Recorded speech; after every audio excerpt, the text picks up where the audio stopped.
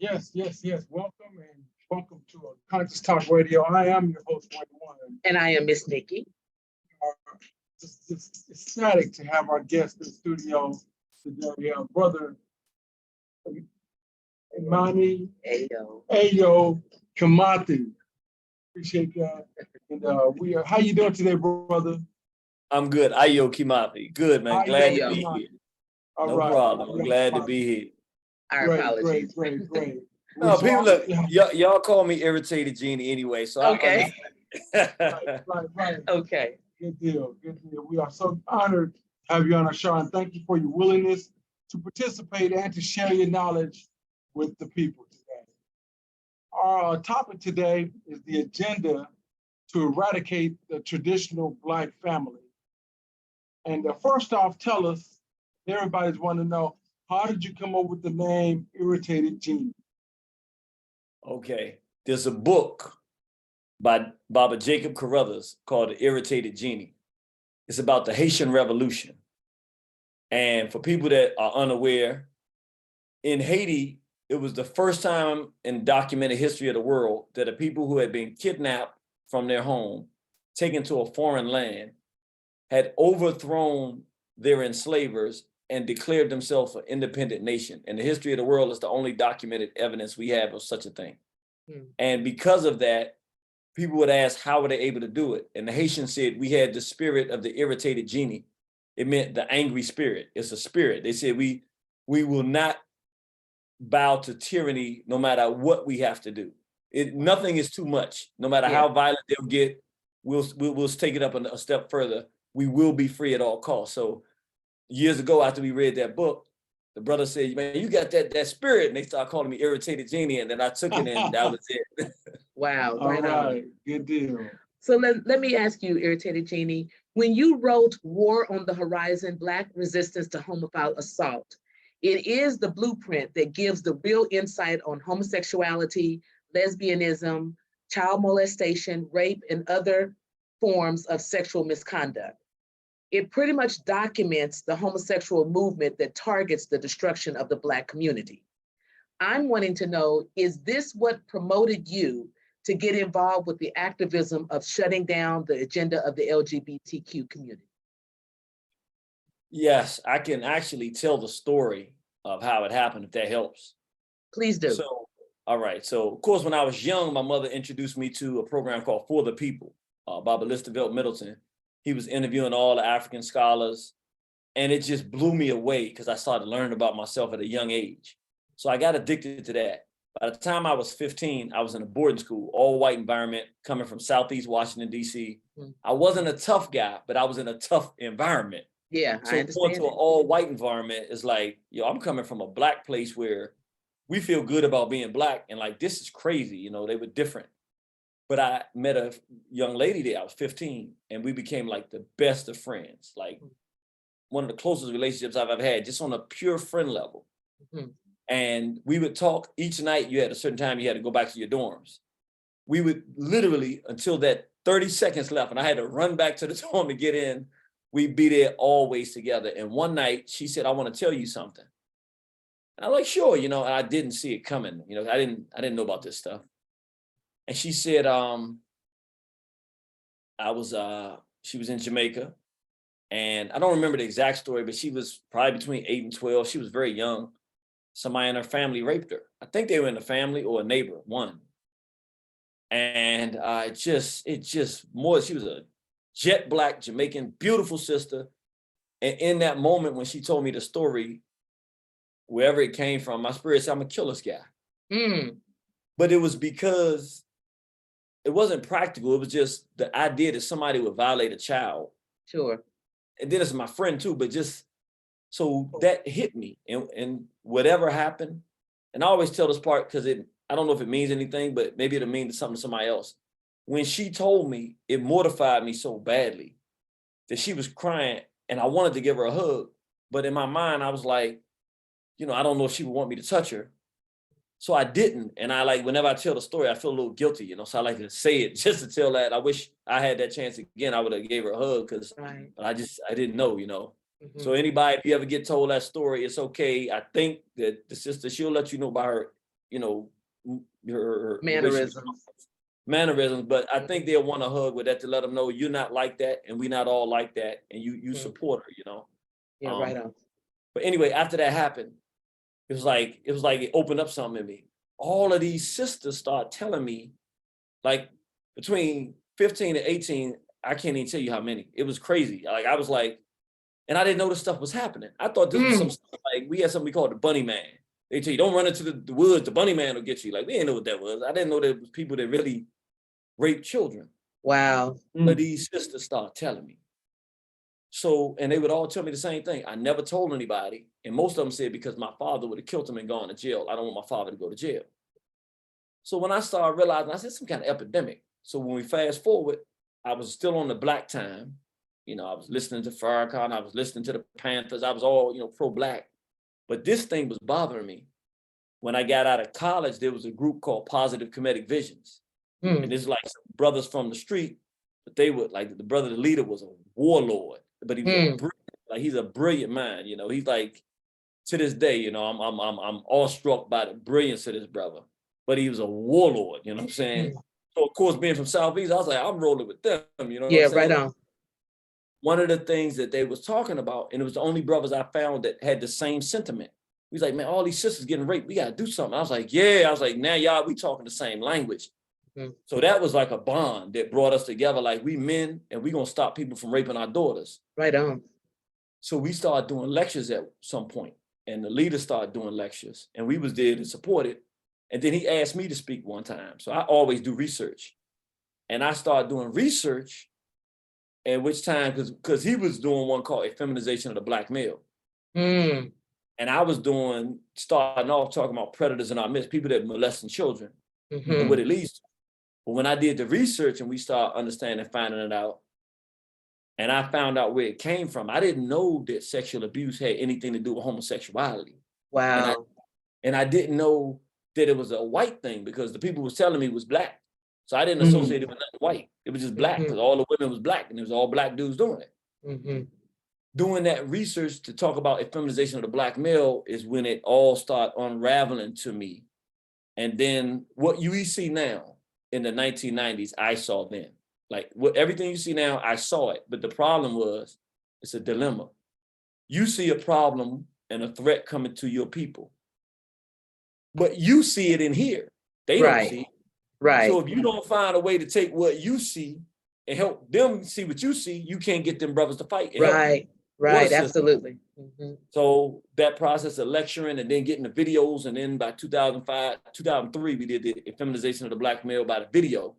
I was able to show people, and we were able to show people, we can show you now what we're talking about, racism and white supremacy and like you talking about the LGBT assault, and that's how it happened. Okay. Wow, that's heavy. Wow. Okay, let me ask, what are your thoughts on the current society's proliferation to push the LGBTQ community's agenda to eradicate the Black family, and their push to be front and center in the public school districts? Okay, so I'm gonna answer that on two levels, and remind me on the second level, because okay, we in deep waters now. Since y'all are familiar with the book, y'all are fine. That's like, I didn't know at the time. I thought that was deep waters. For the time it was, nah, it got layers to this thing. So That's right. I'm gonna drop some levels in answering that question. I'm gonna drop 2 levels on it at least. So on the first level, there were 3 in the last 500 years, 3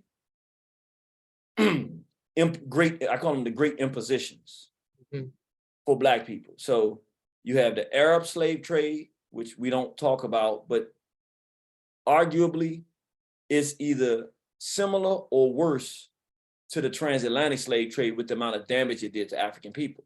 We just don't tend to talk about it because we're here in the West. You have the Arab slave trade, and that's still going on to some degree.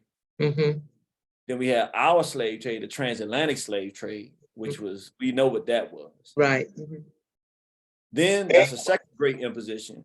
Then we had a third great imposition, where instead of taking us from Africa, 1884, 1885, the Berlin Conference, Bismarck of Germany called that, colonialism, where the European nations came together and said, we're going to carve Africa up like a turkey and feast on it. We're going in, not pulling them out. We taking the resources out, but we're going to eat them. Right. So those are the three major impositions. And unfortunately, in each of those, we didn't see it coming before it came. It was almost like, to just make it simple, whether it's the Arab slave trade or the European slaves, the first two, we were involved in wars, which all groups are. And then people would come and buy those captives. Well, when we took captives, they became part of our community, and you could rise to king. So we didn't have a sense of what it was. So we were involved in our own enslavement. By the time we realized that it was a full imposition and assault on the continent, it was too late. Yeah. And that's in the Arab slave trade and the African transatlantic slave trade. It's the same thing. Colonialism, they just met without us there in Germany and said, we coming with tanks and stuff, and we didn't know what was coming. So they just hit us off guard. This imposition is the fourth great imposition. But the difference is the world is smaller because they got trains, planes, automobiles. Wow. And mass media and internet. So now we're talking about the full conquest of a people where you're stealing the people from themselves. Yes, yes. You're stripping what makes them a race so that they no longer have definition, so that you do the full, complete annihilation. Even if you leave, there's nothing left but a chocolate shell with nothing inside. So this is the great fourth imposition, and it's international. It's not by border. Right. In Brazil, they're pushing this thing. If you're Black in Africa, I've been there. I'm not talking about what I think. I'm on the ground with it. It's much worse than we think. We don't even need to talk about what's here because we're the practice. South Africa and us here, we the practice dummies. Wow. Get this thing perfected. So that's basically we're looking at the fourth imposition, and its international conquest of the very definition of what it means to be an African. That's one level, but there's levels to this thing. Then there's a second level. I don't know if y'all can tell me if y'all can see this book. Yes, Jews are the problem. Yeah, right on. Right on. This is my new book. It's my new book. This is the next level of it. For the Jew, the imposition is not the imposition of Black conquest. They use the white Anglo-Saxon for the physical conquest of other groups. They're now going in for the international full kill on the whole world. So they're not just pushing the LGBT on us, even though we're concerned about us. Right. They're pushing it on white folks. They're pushing it on Asians. They're pushing it on Hispanics. Native Americans. Yes, you're right. So what happens is, because we see white folks targeting us, we always look at that. The reason I wrote this book, as I began to look at the different level, I said, wait a minute. And now that I'm talking to white nationalists now. I know it's crazy. I'm not saying we friends, but I'm gonna say it like this. In talking to them, what I'm realizing is this Jew is very sophisticated. He's doing the same thing he did to us, to them, but using us as the buffer. And we don't know it. We don't see it. Somebody going Black Lives Matter, but that ain't really Black. That's a Jew-funded gay group, LGBT. That's right. That's but right. they say Black, so the white folks see Black people and come punch us. That's right. We fighting the war for the Jew with the Black against white when it's him pushing LGBT. That's so right. That's so right. So at that deeper level is you really dealing with Jewish hegemony and Jewish conquest of everybody. At the same time, we dealing with the fourth imposition of the destruction of the African identity at the same time. Irritated Genie, you just absolutely just touched on my next question. And it's no secret that Holly Weird has orchestrated the LGBT community's agenda every day in every form of communication. They've taken over the media, the television commercials, the movies, the Disney Corporation's cartoons, the music videos, and the television shows that are shown during prime time. So that being said, they have already flooded all of also the social media platforms. That being said, what can be done to combat this form of terrorism going on in our society? What I'm going to say I'm actually doing it. So you're gonna see like in the next, literally within, you'll see the trailer for it probably tomorrow. But Okay. what you about to see, we about to do is gonna blow you away. It's gonna sound crazy what I'm about to say. It's gonna sound crazy. Go ahead, brother. So let me just go ahead and brace you. Okay. All right. We know what our issues are with the white race. It's clear, we're clear. Both feet on the ground, we know what we're dealing with. Here's the thing. To actually defeat this imposition, particularly based on mRNA technology, for those who understand what that technology is, not medicine, it's technology. The threat to actual genocide actually occurring in a short term is worse than we've ever seen it in the history of the world. And that would be a whole nother discussion, but the Jew is in control of that, and they have an objective with that, which means if we lose that battle, every other battle is lost. So that battle from the Jew is being waged on the people of the world, which means in this moment, the white Anglo-Saxon is in just as much threat and danger as we are. I mean, the fact, think of it like this, and I don't know how much people understand, but just trust me if you don't trust me on nothing else. Donald Trump received more votes in this country than any president in the history of this country. What they said Biden had is ridiculous and not true. They stole this thing. When has America ever been in a situation where somebody could steal something from a white Anglo-Saxon president? We've never seen this. That's unprecedented. Unprecedented. The power that the Jew has now is the kind of power where literally, we think white supremacy is unfolding. No, the Jew is destroying white supremacy because he's destroying the white race. What we're witnessing happen to them, we think what goes around comes around. Kind of, but really it's, the Jew said, it's your turn now. So now I'm gonna turn to blacks and position them, and now I'm gonna take you down. So in this moment, when they're trying to destroy all of us, there is a moment in time where, and I'm doing it, we can sit down, we have to. That's not my choice. I don't have options. Because our people, I'm not talking about you guys, obviously for you to even bring me here, y'all got it. But you would share this opinion, I think. As much as we love our people and we're educating our people, right now people are so confused and off base. You can only get but so much from our people. Right. That's right. So to organize our people is gonna take a little more time. We don't have time. The whites in this moment are losing their republic and they're losing their minds. In the history of this country, it's an easy answer. When they get mad and things go bad for them, who do they come after? Black folks. Right. So black folks.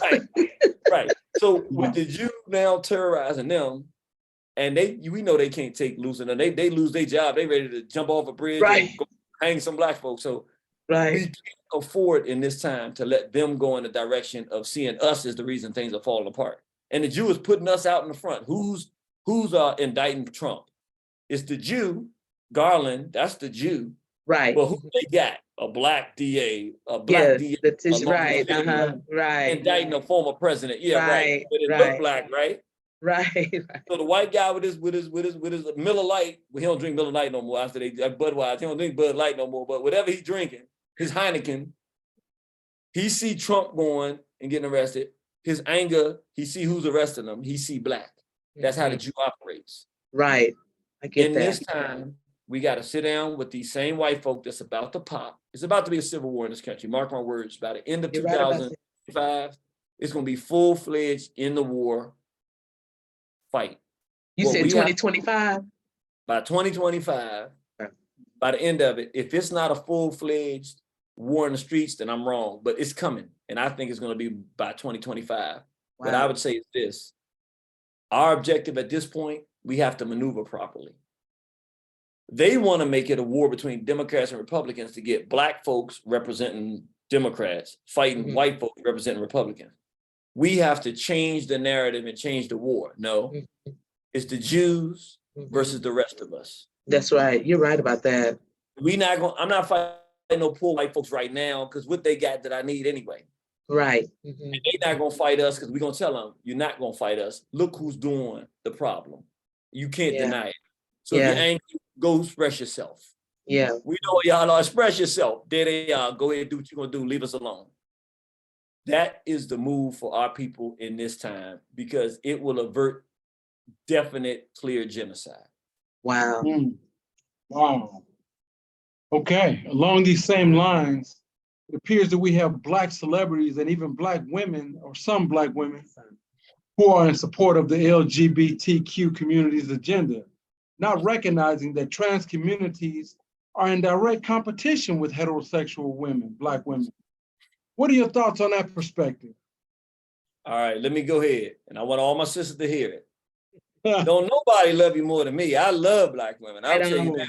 Right, I might love too much. Look, I'll admit, if there's too much love for Black women, I might be the guy. Right, I love me some Black That's all women. right. Good Lord. That's all right. Okay. Yes. Yeah, my brother's like, yeah, I know what you mean, brother. Yes, sir. Oh, Yes, sir. yeah, absolutely. That's how we do Right it. behind I you. got to tell the truth. And I'm going to put it, this is going to sound, sometimes I get theoretical, but honestly, we've had practical discussions about this, but I'm going to really take it to a theoretical and spiritual place. And if people can learn and see this, because this is all I've been talking about to the sisters recently and trying to get them to see it, and the brothers. And I'll say it first from the brothers' perspective, to the brothers, and then I'm gonna talk to my sisters. But let me say it to the brothers. Tell me, and my brother's sitting right here, so he can tell me if he hasn't experienced this, if he's at least heard from other brothers this, because I'm hearing it from every direction. You with these sisters, you love them to death, but if you're trying to fight for our people, before you can even get out there and fight anybody else, she's your biggest obstacle. Oh, wow. That's true. You saying, as a Black man, we got to make our son strong. She says, no, put earrings in his ear. It's okay if he gay. Yeah. You saying, I don't want this gay stuff around me and the family. She's saying, oh, no, don't judge people like that. Now she wants to bring the competition for her own self to keep a decent man in the space. He says left. She says right. Even when she don't even know nothing about the subject. So then he said, well, right. She says, no, left. He said, well, you just said left before. Whatever direction he says, she's going to go the complete opposite direction. As if he's not a man and she wants his position as the man. Right. And wants to reduce him to something. Now, when I talk to most brothers, they be like, man, brother. See, it's almost like you have a Black woman there. You like the way she looks, but like there's a man competing with you inside to be the lead and the head and to do your job. Now, that's to the brothers to feel like, yeah, I do like, and I don't know, brother, did you hear anything that you can relate to there or have heard other brothers talk about? Oh, absolutely. All of everything you just said, I've experienced it, and it's warfare. Okay, but you've experienced that pre our relationship. Well, pre our relationship.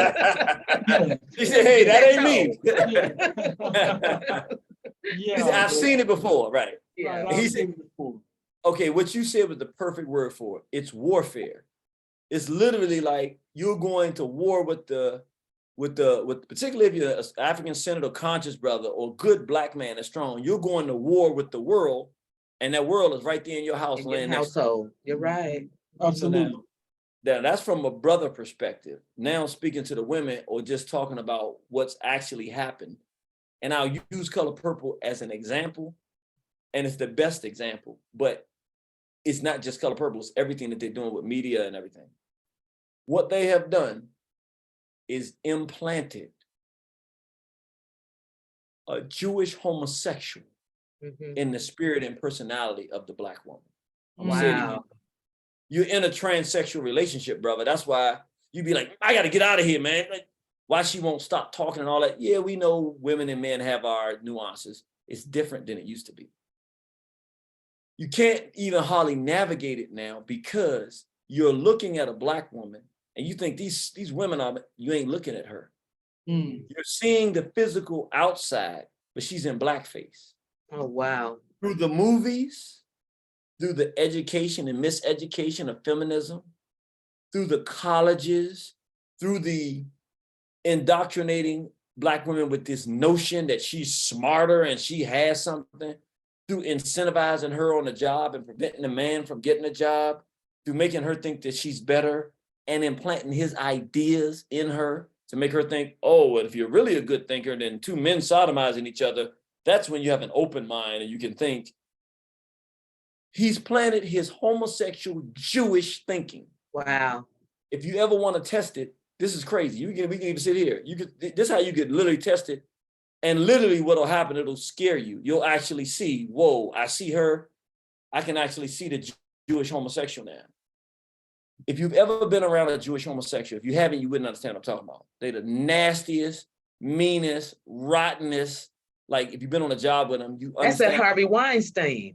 That Harvey, yeah, but they got this ego, egotistical, they manipulative, they nasty, they lie, they have this whole type of personality.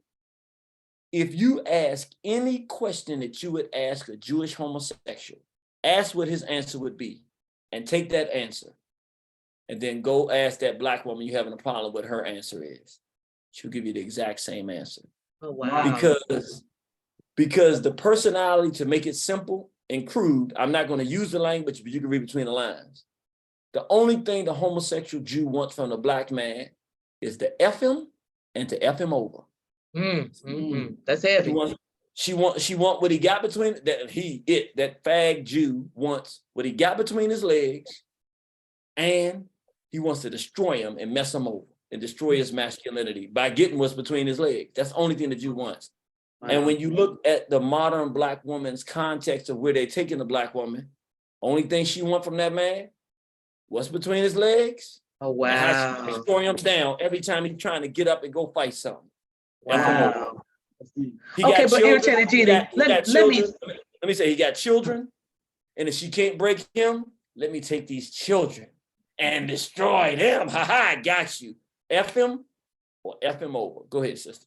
Okay, so now two things that you just mentioned. One is, let me go back to the example that you're giving about our sisters. Excuse me. Oftentimes, a lot of sisters don't ask to have to facilitate in that male role of oftentimes being single mothers and head of households and things of that nature. And if they have children and they have no other male positive influences around those children, then what is she supposed to do at that point when she has to make everything work? If she has no other male positive influences in her life, what is the next role for her to make sure that her household is taken care of, she's able to take care of her children, maintain being on the job, and being, nurturing at the same time without being categorized as, too strong of a male image? All right, now I'm gonna come with this, and this is not a fun answer. This is not a fun answer, because I gotta be real. In this day and time, not 100%, I see the beautiful couple here, but in general, the Black woman has become impossible to get along with in peace. Wow. But I'm gonna say a but. This is where it's gonna hurt. I have to tell the truth. They become impossible to get along with. How you gonna get along with a Jewish homosexual laying next to you? But there's a but. She didn't get that way on her own. Wow. Here's the problem, to answer your question. When I talked about the sexual abuse, it's the #1 social ill in the world. It's the quiet monster that is the catalyst for opening up the Black woman to hear anything that the gay has to say. Wow. Because once we go in and damage her like that, it's hard for her to hear something about the devil being white because she's seen him face to face and wasn't nothing about him. And so now through him doing that and the Jew seeing that, he comes in with a color purple, shows that pain, but then he does a few things. One, he says, all right, yeah, that's happening. I'm gonna take advantage of the fact that sexual abuse is occurring. But guess what? Even if you go back to slavery, then he switches it. He lies about history. Who's took your children from you and sold them to people? In slavery, it was the white man, but in color purple, it's the Black man. So he goes into the mind of the Black woman when she's open because vulnerable. she's doing that. And now he molds it. So the hatred that she had and resentment for whites, which is why she always stuck with us no matter what, it flips now because in her mind, he's changed history. Black men have always been doing this. A girl child can't do nothing in a family of men. He reconditions, he's putting the Jew inside of her. So that's one part. And then the second part is, so one, be honest, we haven't protected, men are not just here to protect physically their women and children. We have to protect their minds and their bodies and spirits. He's taken her mind, then there's another piece. And we don't talk about this, and it shows our lack of accountability as Black men. It's the reality. They didn't just go into our women's minds. They also bought us off, but it was different. They came to us and said, look, racism and this war you fighting here in this country is real. But look, we making sure you can't make no money. We'll give you some crack. So you make a little money, and we're gonna give you a microphone to sing about it. And if you sing about killing yourself and killing your people and raping your women and calling them bees and hoes, if you will go and strip every ounce of self-respect from your own woman, we'll allow you to get rich. You're not gonna get to keep it, but we'll make you rich. And you can drive around in a big, nice, fancy car, but you're gonna have to do this. And once you do this, there'll be no adjustment in music. You know, music goes through cycles and stuff. Right. No. Once this formula is here, until you, Black man, decide that it's war with the Jews that did this to your community, who supported the crack and the music that supported more crack, and the music that supported you even if you wasn't doing crack, thinking that it's right to kill and murder your own people. Until you say, I'm not fighting the Black man for us falling in this, and I'm no longer fighting my woman who's become impossible to deal with because I launched a war against her own self-respect, calling her bees and hoes for 35 years, and now I'm saying where the queen's at. I didn't make the That's heavy. And until I go to war, see, this is what happens. When I go to war with the one who orchestrated and organized this, and I establish myself as the man, as the authority, then I don't want to hear nothing, sister. Yeah, we messed up, and I apologize. We were wrong, and I dealt with it. Now I don't want to hear nothing else. Now we're gonna have a nice, peaceful evening, right? And that's how it'll be, and we're not negotiating nothing. We the Mexican. We've done our job. You're safe now. Your daughter's gonna grow up. If anybody puts their hands on them, they're gonna pay a vicious price. There you go. A chance to mess it up. There you go. One of our sons, you're out of here. We're not negotiating. It's not no friendship. Right. And that begins the process, and it's the perfect timing for it because, quite frankly, this imposition is being launched not just here in America. You see what's happening in Uganda and Ghana, the full LGBT imposition now. They say, let's finish this race off, which means it's the right time for us to rise in our consciousness to say no. We don't have to even fight the whole white race right now. We're lucky. Any other time in history here, anybody you fight white is just white. The fact that the Jew is clobbering the white boy right there, and the white boy is like, we're sick of this gay stuff in our schools. And we're like, yeah, we're sick of this gay stuff too. We'll argue about other stuff later. Let's go ahead and deal with getting this pedophile stuff out. We don't actually have to fight the ones in this moment if we maneuver properly, the same way we'd have to fight them yesterday. Because them the ones we had a problem, them the clan, them. And in this moment, they got a fight of their own, and they would actually agree with us on that particular fight. Wow. We got a moment of time. We can really kind of show people what the Black man is made of. Right. Wow. That's great. That's really good. In case you're just tuning in to our show, we've got the one and only Irritated Genie on our program, and we are discussing the agenda to eradicate the traditional Black family, which is a great topic right here on Urban Radio and Urban Radio Online. Okay, I want to, I said I had two questions, so then my second question is the follow-up, which is, you know, we talk about, and we see visually in the media, these Black celebrities like Dwayne Wade and Gabrielle Union, who allegedly pushed their son. I'm using the word allegedly, although we know what it is. They allegedly pushed their son into the community of transgender.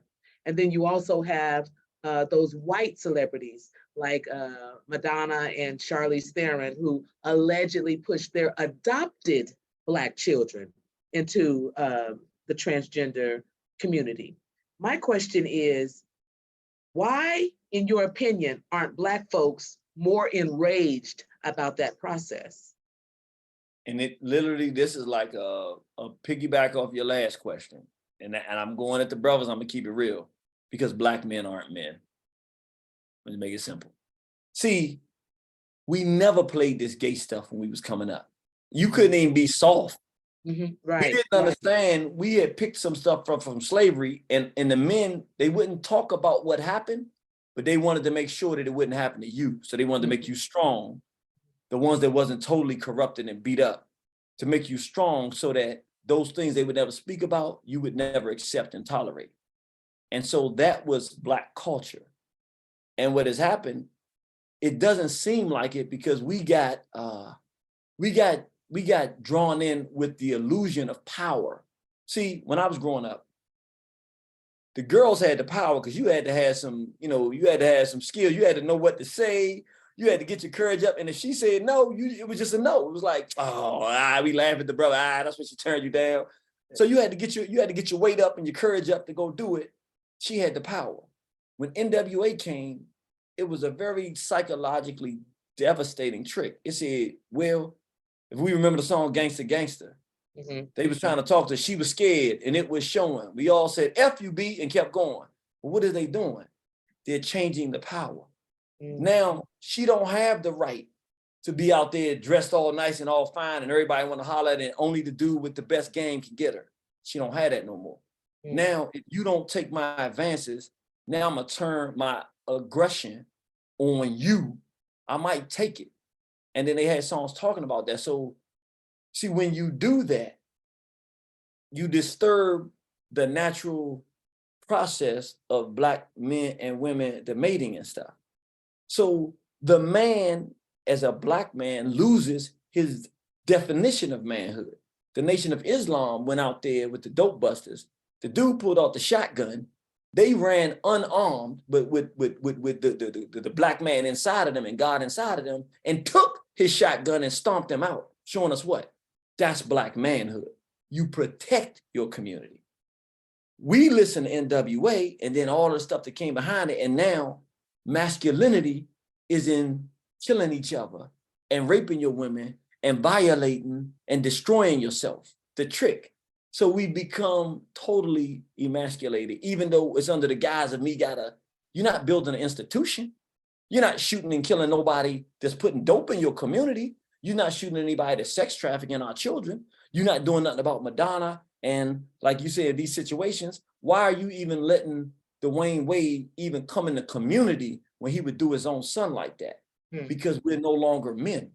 We don't want to acknowledge the fact we're not doing our jobs, because honestly, it's going to sound highly immature, but we like listening to that stuff.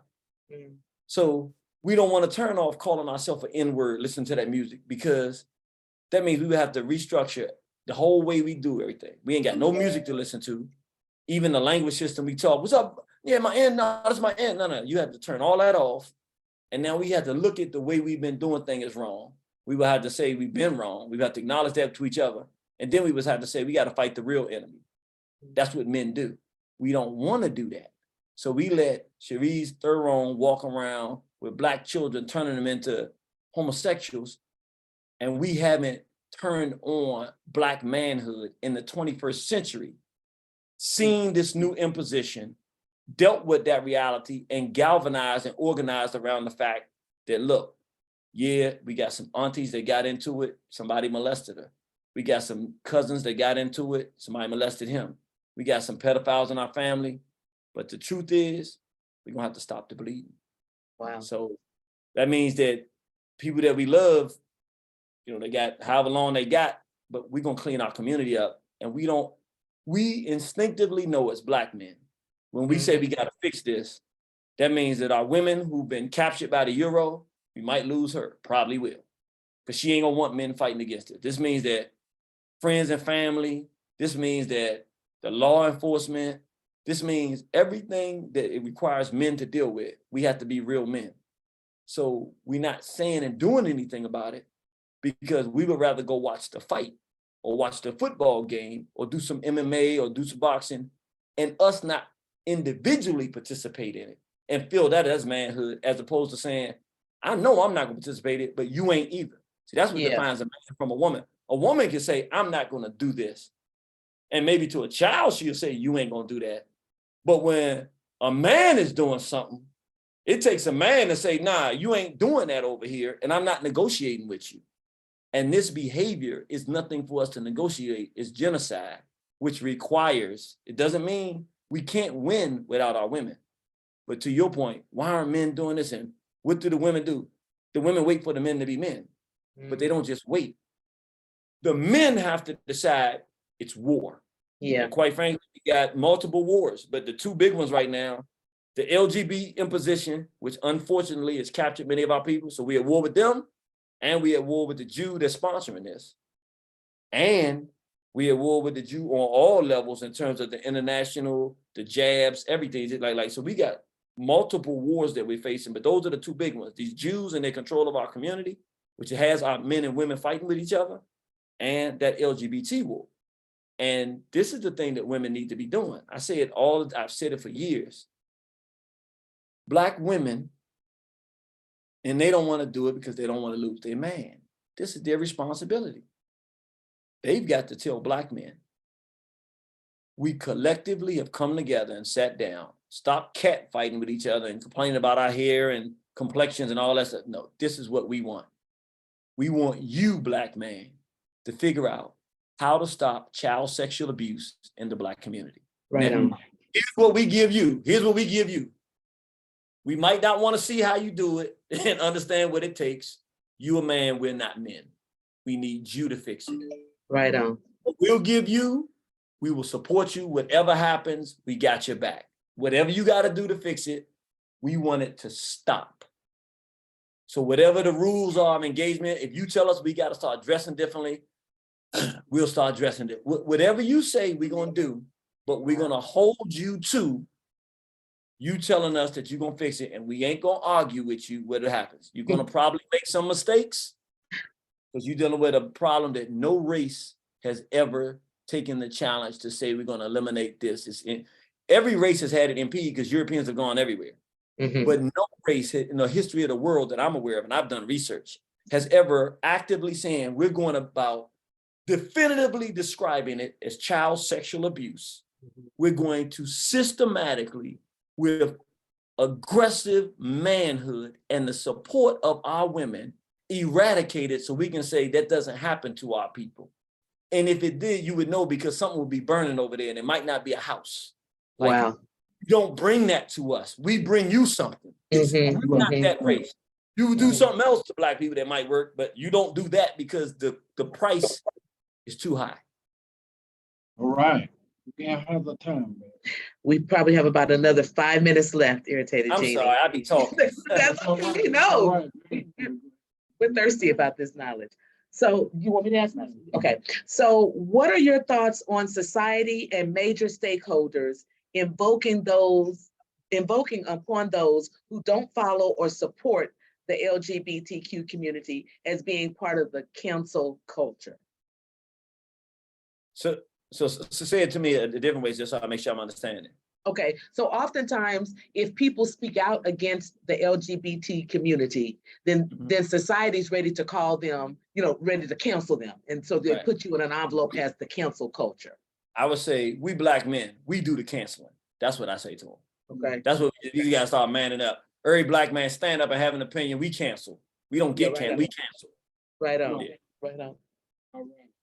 Now, how can our listening audience help you in this war battle and, against the traditional Black family? How can we support you? How can they get in touch with you, and where can you be reached? All right, thank you. So a few things you can do. One, just spread the word of straight Black pride. It's a concept: Black man, Black woman, Black child, consenting Black man, consenting Black woman, right on. Black child, family.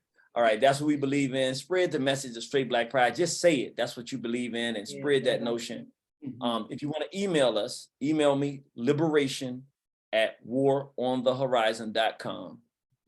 If you want to support financially, I would prefer you go to get some of our material, because then you get something in return as well. You go to waronthehorizon.com. You can get our books and our DVDs. You'll love it. It's great, great information. But also, if you wanted to do Cash App to just say, we want to just say thank you, you Cash App Ayo Kimathi, AYOKIM as in Mary, ATHI, or $Irritated Genie. And you can support that way. Or you can go to our website again, and it has a place for donations on our waronthehorizon.com website. Okay, and we'll make sure to upload that information when we upload this video for our viewers to watch. Thank you. Well, there you have it. You've been listening and watching Conscious Talk Radio on Urban Radio Online with your host, Ray One and Miss Nikki. And we want to send a special thank you out to our guest. Absolutely. The Irritated Genie, brother. Absolutely. Ayo Kimathi. Yes, we appreciate you for stopping by and sharing your wisdom with our audience. And we will be in touch with you again for another discussion. I look forward, and let me just say this, I know we got to go. I love what I'm looking at. That's straight Black pride. Right on, yes, right on. Thank you for that. And that's one thing that we like to do here at Urban Radio under the umbrella of Urban Enterprises Tulsa, is that we uplift the principles of education, information, community activism, and Black empowerment by any means necessary. Because at the end of the day, we are all that we got. So we got to stay on Black code, Black first, Black last, and being on Black code for the rest of our Black lives. I am Miss Nikki. I'm Ray One. And you've been listening to Urban Radio online. Stay with us, keep supporting, and continue to uplift Black people. Black power to all of the Black people. Black power, straight Black pride. Hold on.